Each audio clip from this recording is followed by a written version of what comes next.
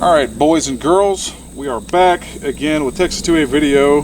I wanted to follow up with the curiosity on the stainless barrel for the different variants for the ARs. Last time you saw me shoot a stainless model, it was the nice cheap $149 special that was from through Primary Arms as a Radical Firearms upper. Towards the ends of like a 21 shot string, it opened up horribly. So my curiosity is, how about a barrel from Palmetto State Armory? See what that does. They could be made by the same manufacturer for all I know, I'm not sure. But last time we went and shot again after I let it cool off, and it tightened up the groups, had them all on steel. But the first go through, the 12x20 target, it opened up so bad that 1 out of 3 rounds even made contact with that steel. So same thing, if you remember, if you didn't see it last time, we're going with this Frontier from Hornady. That's 55 grain. Then a 55 grain American Eagle. And then the next 3 rounds are going to be this Monarch 223. That is, I think that's also 55 grain. Then we have some, was it the Hornady Whitetail? This stuff I think was 60. Let's see, what was this? Yeah, it's a 60 grain. And then we have the Remington 62 grain, the Federal. This is that Fusion. Then we've got the 62 grain Hornady Black. This usually does pretty dang good for me so far. And then we got the Winchester Hog. This one's a 64 grain.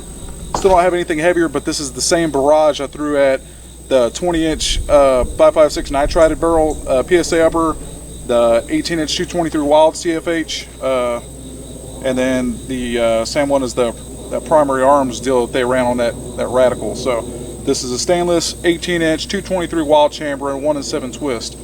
So this is just a curiosity to see how far this thing will move compared to the cheaper one that I got. Like I said, we might have the identical results, but we're going to go ahead and fire, get all these out, then we'll go down range, check it out, and see how bad it is or is not. I'm curious. So let's get to finding out, shall we?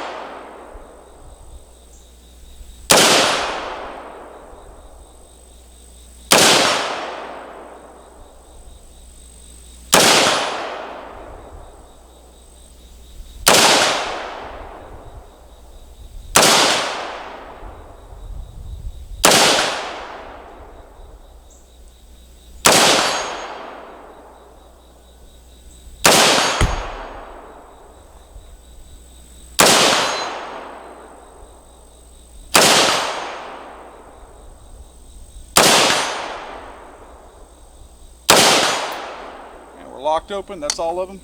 Let's go take a look, see how she does. Alright, we'll be right back.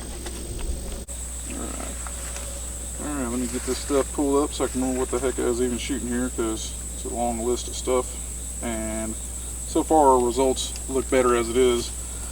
So you get the Frontier from Hornady. That stuff, it did its thing. Usually it does pretty good for the most part. This time it was 3.75, so a little under 4 inches. Then we got the American Eagle. That stuff almost had one fly off of steel, but not quite. It was right at 4 inch. And then we got our, let's see, this is a 2.75 on the Monarch. The Winchester that Whitetail, Hornady Whitetail did the best so far from what I'm seeing. It's just at 2 inches, which isn't exactly spectacular, but right now I'm just curious about what this stainless is going to do, not so much precision shooting. And then we go to, see, this one was the Fusion. That is just under, it's like a 2.9 inches on that stuff. This was a Hornady Black or whatever. That stuff, this one seems to do continuously the best usually, but it did 2.25 inches. Still not bad considering the heat's in this thing, but the tail of the tail, the Winchester Hog, with all the heat in it, it still went 3.25. I'd probably call it 3.3, just a little over 3 1/4. All right, I don't know who makes the barrels on what, but whoever makes a barrel for this, they definitely put a little more effort in there, because that stuff there, that shit was 1 round out of 3 on steel last time. If you saw it, if you didn't, go back, check it out. It was the Primary Arms special they ran. It was just the Radical Firearms upper. Cheap $149 deal. Didn't come with bolt carrier group charging handle. This, I know this was probably 300-ish for this upper, and you know, it's doing fine. I mean, I will say there's a difference.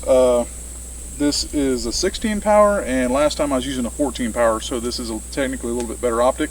So, you know, there's that to maybe help this tighten up a little bit. I doubt it, because you saw me pulling it, ain't like I was taking my time. Wasn't exactly locked in like someone was shooting precision. But yes, I can now say that if you buy the stainless upper from PSA, you're actually going to be getting a better barrel, because this stuff did not walk around. This walked around as much as the CHF and the nitrided is identical to that. So I've heard stainless can walk around and whatnot. That's not my experience today, boys and girls. This thing actually did pretty dang good and held its own. So if you're curious and wanted to know, now I have it recorded. You can see what it happens, what it does. Same ammo and use, same crappy hot, humid Texas conditions. So we're gonna cut out, take a wrap, and we're gonna be shooting some other stuff next. But I had to get this out of the way before it got too hot. I didn't even bother setting up the canopy. So check me out on Instagram if you haven't followed me on there yet. Texas 2A video, same thing there. So all right, I'll catch you all in the next video.